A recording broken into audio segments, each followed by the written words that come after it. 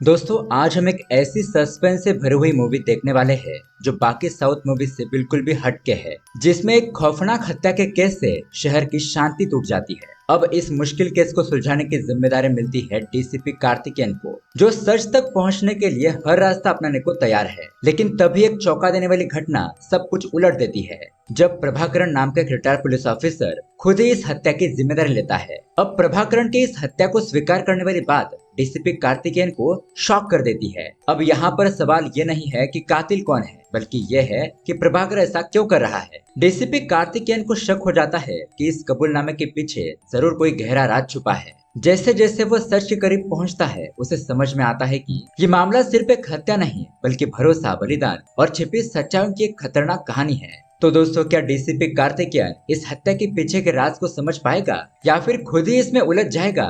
यही देखेंगे हम आज की सबसे बड़ी सस्पेंस थ्रिलर कहानी में, जिसका नाम है कोलायगरण। IMDb पर मिले है इस फिल्म को 7.1 आउट ऑफ 10 और आपको ये मूवी जरूर पसंद आएगी। इसमें दिखाए गए ट्विस्ट और धमाकेदार सस्पेंस देखकर आप यही कहोगे एक नंबर। तो इसीलिए दोस्तों वीडियो को एंड तक जरूर देखना। चलिए शुरू करते हैं आज की कहानी। कहानी की शुरुआत एक अनजान लड़की के डेथ सीन से होती है। अब दोस्तों, ये लड़की कौन है यह हमें कहानी में आगे पता चलेगा। अब उसके बाद हमें अगला सीन दिखाया जाता है, जहाँ पर प्रभाकरण नाम का एक बंदा पुलिस के सामने आकर खुद को सरेंडर कर देता है। प्रभाकरण के सरेंडर करते ही डीसीपी कार्तिकेयन को किसी का कॉल आता है, जिससे कि डीसीपी कार्तिकेयन को प्रभाकरण के सरेंडर होने की खबर मिल जाती है। अब डीसीपी खुद ही प्रभाकरण से मिलने के लिए पुलिस स्टेशन पहुंचता है। प्रभाकरण के इस केस में सरेंडर करने के पीछे क्या वजह है, आखिरकार प्रभाकरण ने सरेंडर क्यों किया, यह हमें कहानी में आगे पता चलेगा। अब यहाँ से दोस्तों कहानी शिफ्ट होती है 44 डेज पहले, जहाँ हम एक कम लाइट वाले रूम में प्रभाकरण को देखते हैं।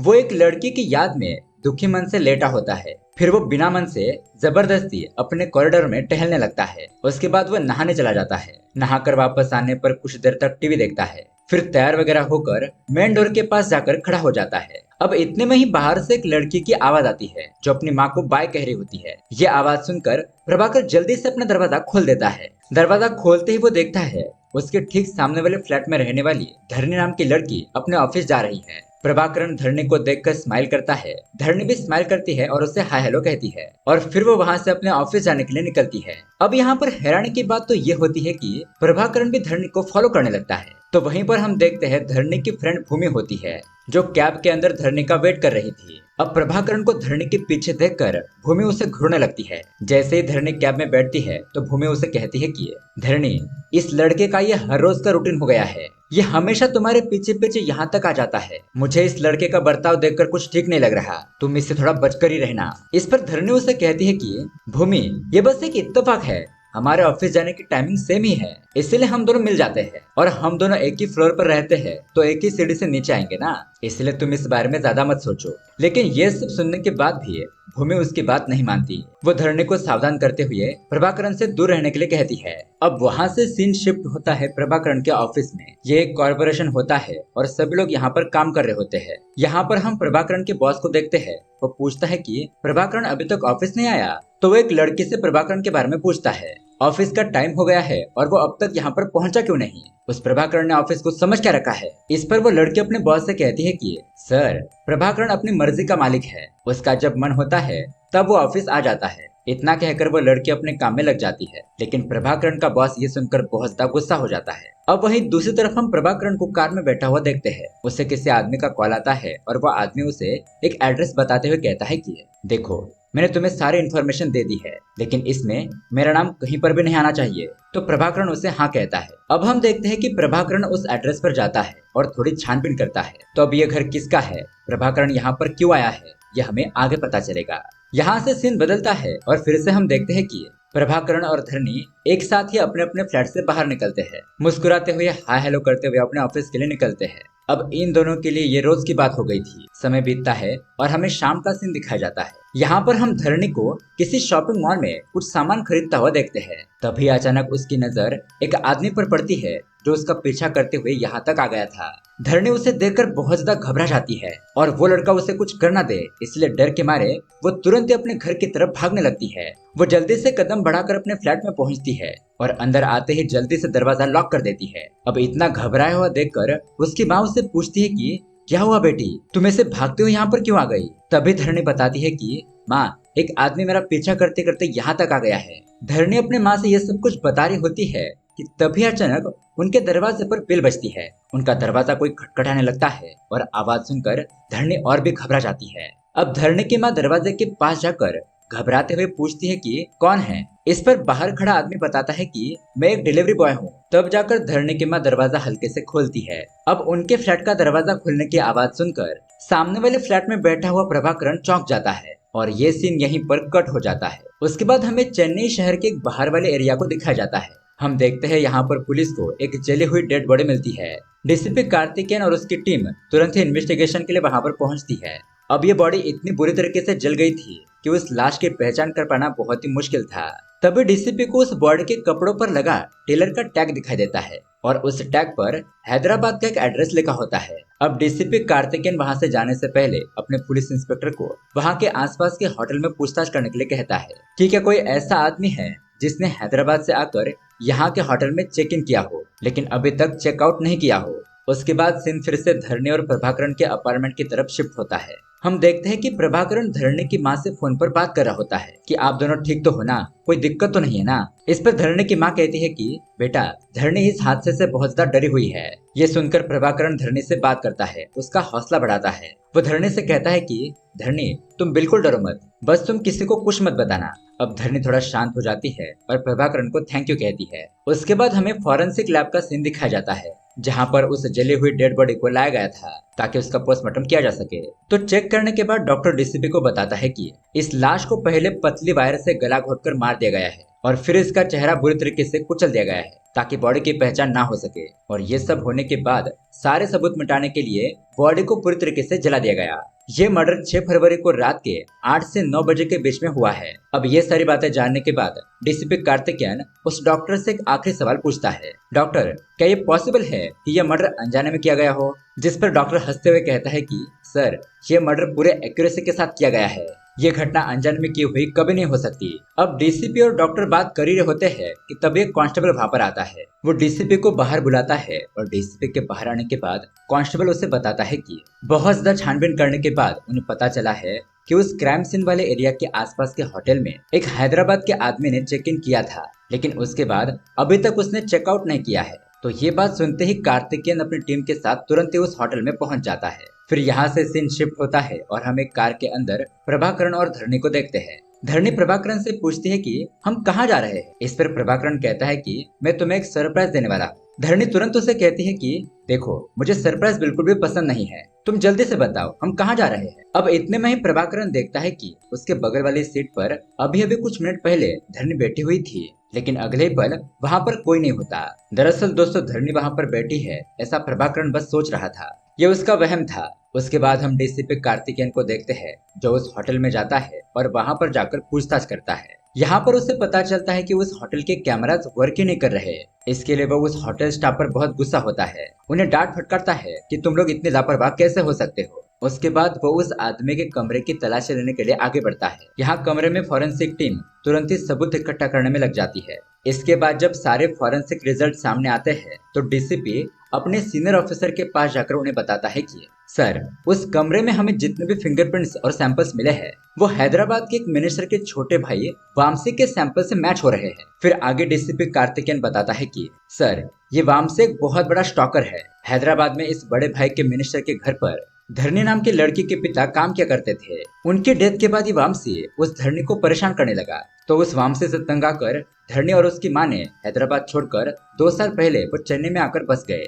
लेकिन फिर हाल फिलहाल में इस वामसी के यहाँ चेन्नई में आने के कुछ प्रूफ मिले हैं, यानी कि वो वामसी फिर से यहाँ पर धरणी नाम की लड़की को स्टॉक करने के लिए आ गया और यहाँ आने के बाद किसी ने उसे मार दिया। अब सर, इस बात पर थोड़ा यकीन करना मुश्किल है कि इतने बड़े मिनिस्टर के छोटे भाई को मारने की हिम्मत कौन कर सकता है। अब आगे डीसीपी कार्तिकेयन अपने सीनियर से इस केस को ऑफिशियल इन्वेस्टिगेट करने की परमिशन मांगता है, तो उसके सीनियर उसे परमिशन दे देते हैं। फिर क्या था दोस्तों, परमिशन मिलते ही डीसीपी कार्तिकेयन धरणी के घर पर पूछताछ करने के लिए पहुंच जाता है। यहाँ धरणी और उसकी माँ पुलिस को जो कुछ भी हुआ था वो सब कुछ बताते हैं। पुलिस उनकी सारी स्टेटमेंट नोट करते हैं। यहाँ पर डीसीपी उनके पूरे फ्लैट को चेक करता है। लास्ट में वो धरनी से पूछता है कि 6 फरवरी के दिन शाम को तुम कहाँ थी। अब ये बात सुनकर धरनी कहती है कि रोज की तरह मैं ऑफिस गई थी, ऑफिस से वापस आ रही थी तो उस दिन मुझे लेट होने की वजह से मेरी फ्रेंड लता ने मुझे यहाँ घर पर ड्रॉप किया था। अब ये सब कुछ सुनने के बाद डीसीपी उन्हें बताता है कि वामसी का किसी ने मर्डर कर दिया है और ये खबर सुनते ही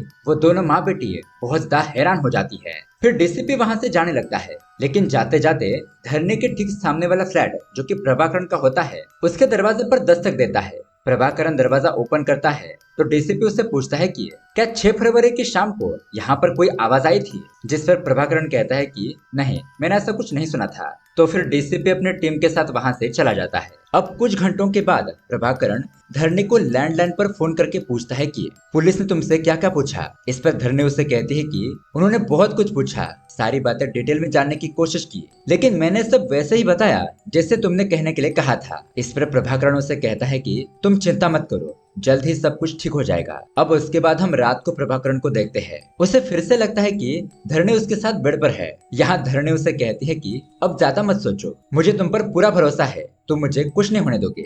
इस बात पर प्रभाकरण उसे कहता है कि तुम्हें हमेशा कैसे पता चल जाता है कि मैं क्या सोच रहा हूँ। और अब यहाँ पर प्रभाकरण कुछ टाइम तक धरनी के ही ख्यालों में खोया रहता है। अब वहाँ से सीन शिफ्ट होता है और हम देखते हैं कि डीसीपी एक रिटायर्ड पुलिस ऑफिसर के साथ पार्क में बात कर रहा है। वो उस ऑफिसर को इस केस के बारे में सब कुछ डिटेल बताता है।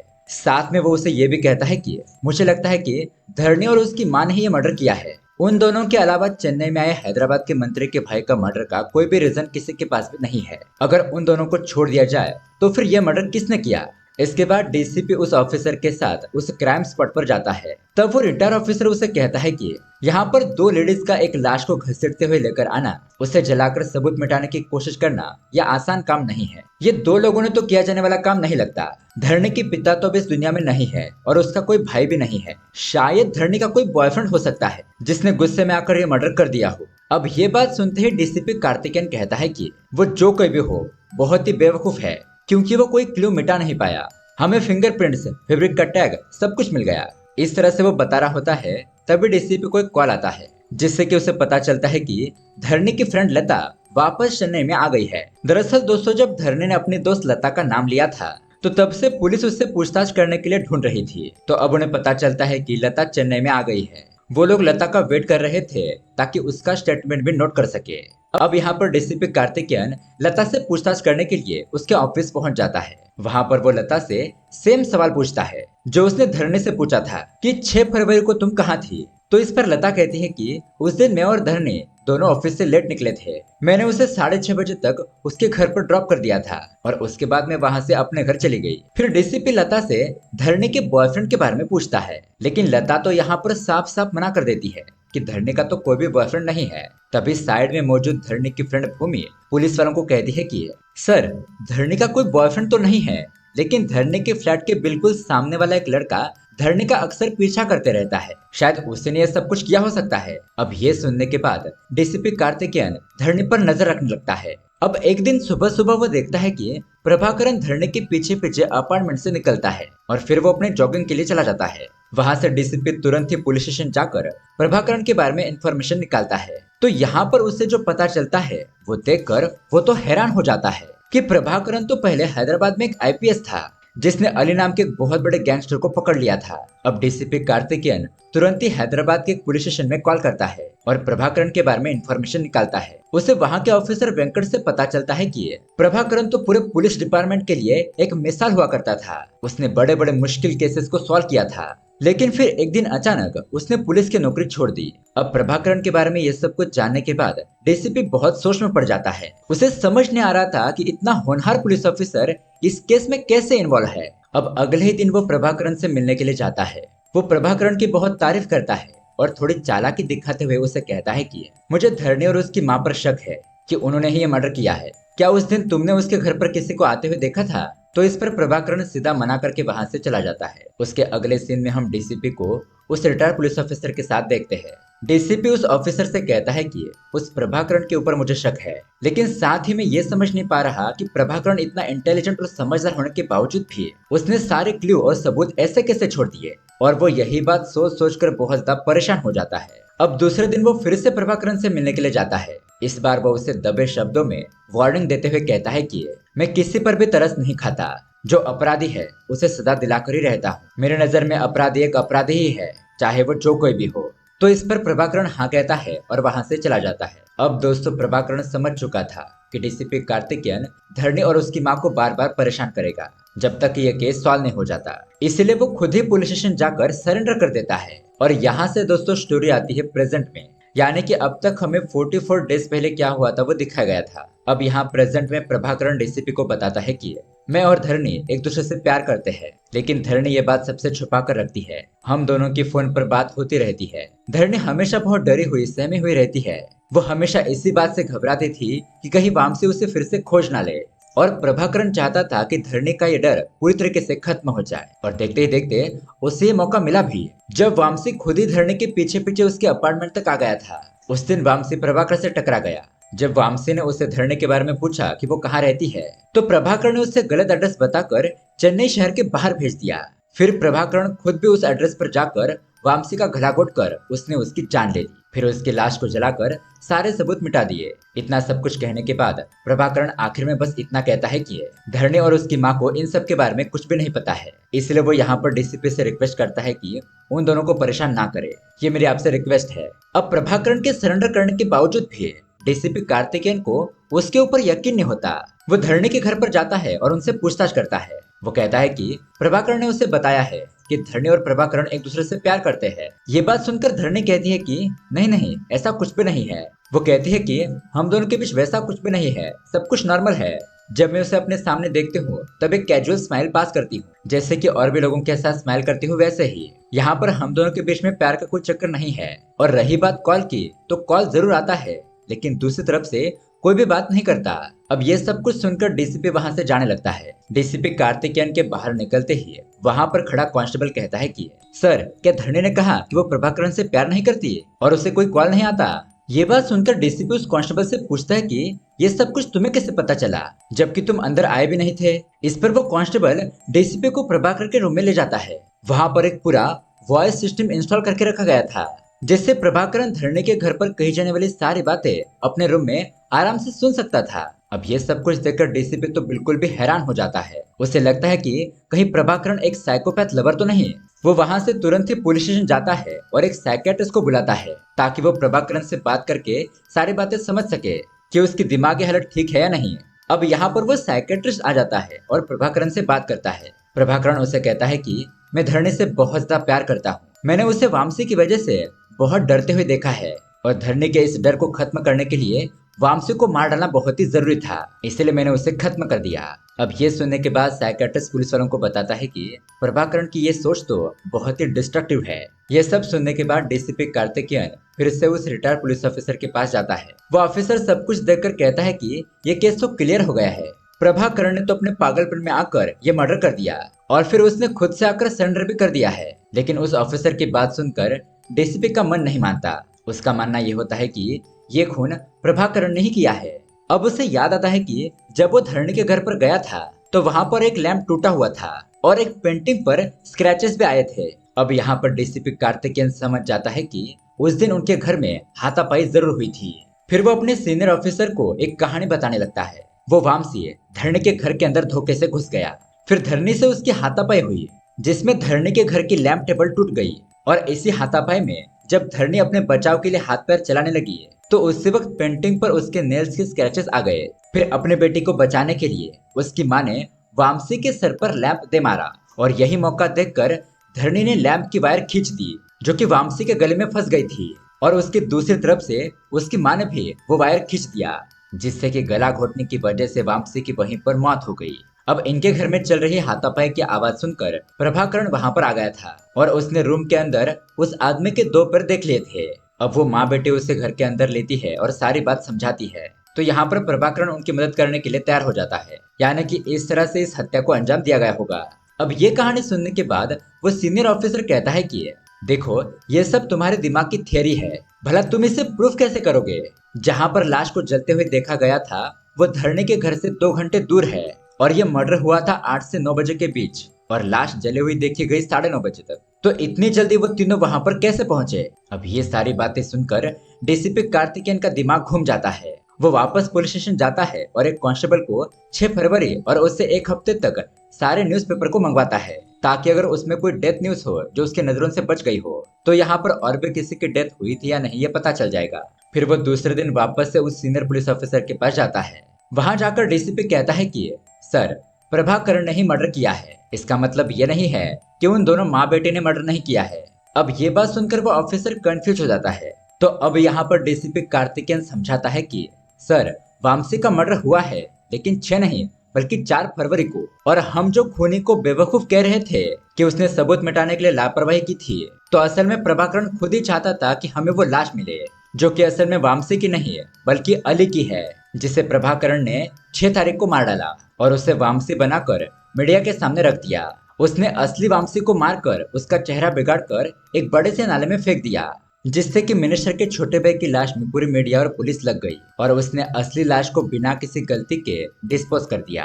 वो लाश मिली जरूर, लेकिन उस पर किसी का ध्यान नहीं गया और ये बात मुझे न्यूज़पेपर में पता चली, एक छोटे से आर्टिकल के फॉर्म में। प्रभाकरण को डर था कि मिनिस्टर के छोटे भाई के मर्डर के केस में इन माँ बेटी दोनों को अरेस्ट कर लिया जाएगा, इसलिए फिर उसने खुद को ही आगे करके सरेंडर कर दिया ताकि कोई भी उन दोनों को कुछ ना बोले। यह सुनकर डीसीपी कार्तिकेयन और सीनियर ऑफिसर दोनों ही प्रभाकरण की काबिलियत पर बहुत खुश हो जाते हैं। लेकिन दोस्तों, अभी भी बहुत सारे सवालों के जवाब बाकी है और डीसीपी कार्तिकेयन को इन सवालों के जवाब बिल्कुल लास्ट सीन में मिलते हैं। अब अगले सीन में हम देखते हैं प्रभाकरण को जेल लेकर जाया जाता है। उस टाइम प्रभाकरण एक फ्लैशबैक सोचने लगता है। उसने सरेंडर करने से पहले एक बार धरनी से मिलकर सारी बात बता दी थी। तब धरनी ने उससे पूछा कि प्रभाकरण, तुम मेरे लिए इतना क्यों कर रहे हो? प्रभाकरण बस उसे एक बात कहता है, जब तुम पहली बार यहाँ पर अपार्टमेंट में आई थी तो मैं तुम्हें देखता ही रह गया। तुम्हारा चेहरा मेरे किसी बहुत ही करीबी से मिलता है। इतना कहकर प्रभाकरण वहां से चला जाता है। फिर दोस्तों, डीसीपी कार्तिकेयन को आखिर में पता चलता है कि प्रभाकरण को आराधना नाम के एक लड़के से प्यार हुआ था, जो कि बिल्कुल भी धरनी की तरह दिखती थी। और दोस्तों, ये वही लड़की है जिसका खून हमने मूवी के पहले सीन में होते हुए देखा था और इसी आराधना के हेलुसिनेशन प्रभाकरण को आते थे। आराधना और प्रभाकरण ने शादी भी कर ली थी और वो दोनों बहुत ही खुशी के साथ जिंदगी बिता रहे थे। लेकिन जब प्रभाकरण ने गैंगस्टर अली को पकड़वा दिया था तो अली के मन में प्रभाकरण के लिए बदले की आग जल गई थी। एक दिन अली जेल से भाग गया। उसने प्रभाकरण का घर ढूंढ निकाला और आराधना को जान से मार दिया। जब प्रभाकरण घर पर लौटा तब तक आराधना मर चुकी थी और फिर बाद में उसी के गम में प्रभाकरण ने अपनी जॉब छोड़ दी। उसे हमेशा यही गिल्ट रहता था कि वो आराधना को बचा नहीं पाया। लेकिन जब उसने धरनी को देखा तो उसे लगा कि उसकी आराधना वापस आ गई है। तभी उसने ठान लिया कि वो उसकी मदद जरूर करेगा और आज जाकर उसकी आराधना को ना बचा पाने का गिल्ट खत्म हुआ, क्योंकि उसने धरनी को जेल जाने से बचा लिया था और साथ ही उस गुंडे वामसी से उसकी जान की रक्षा की थी। अब ये कहानी जानने के बाद डीसीपी कार्तिकेयन प्रभाकरण को सैल्यूट करता है। और दोस्तों, इसी के साथ ये कहानी यहीं पर एंड हो जाती है। तो दोस्तों, अगर आपको कहानी अच्छी लगी तो वीडियो को लाइक और चैनल को सब्सक्राइब जरूर कीजिए और जो नया फीचर आया है हाइप, उसे भी क्लिक कीजिए। चलिए मिलते हैं अगली वीडियो में। Keep watching.